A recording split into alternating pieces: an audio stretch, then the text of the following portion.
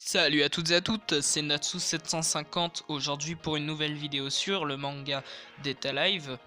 Et comme dans la dernière vidéo, aujourd'hui on va faire un combat fictif. Origami Tobiichi vs Mana. Alors commençons par déjà évaluer le niveau de puissance de Mana. Alors Mana, elle est pas arrivée tout de suite dans l'œuvre, contrairement à Tobiichi. C'est une personnage qui viendra vers le milieu en fait de l'histoire. On peut le dire, ce personnage est charismatique.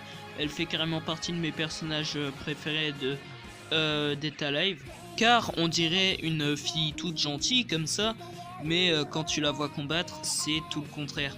Alors on peut le dire, elle a réussi quand même à couper un bras à Kurumi, même si Kurumi franchement, elle s'amusait contre elle. Ça se voit au résultat de leur combat d'ailleurs. Alors bon, Mana, qu'est-ce qu'on en retient d'elle? C'est une combattante hors norme.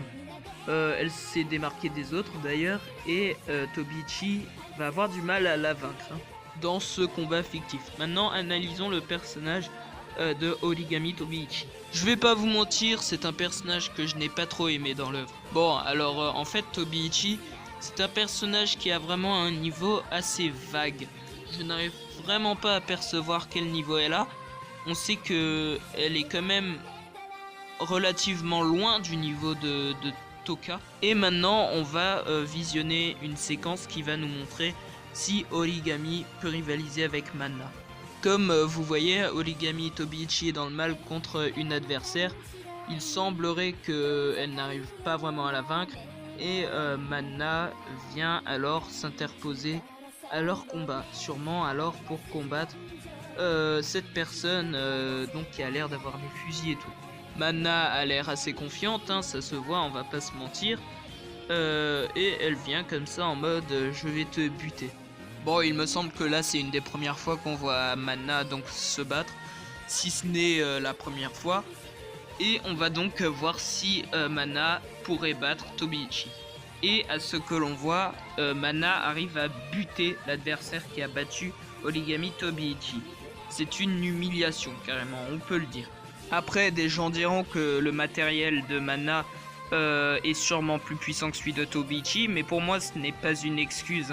Tobiichi, même avec son matériel, un matériel si puissant, pour moi n'aurait pas réussi à faire autant. Bien sûr, je ne parle pas de Tobiichi de la saison 1, de la fin de la saison 1, où elle a son équipement vraiment surévolué. Là, c'est vraiment de la surpuissance totale. Même Toka ne pouvait rien faire. Bon, alors conclusion, Mana est plus forte que Tobiichi.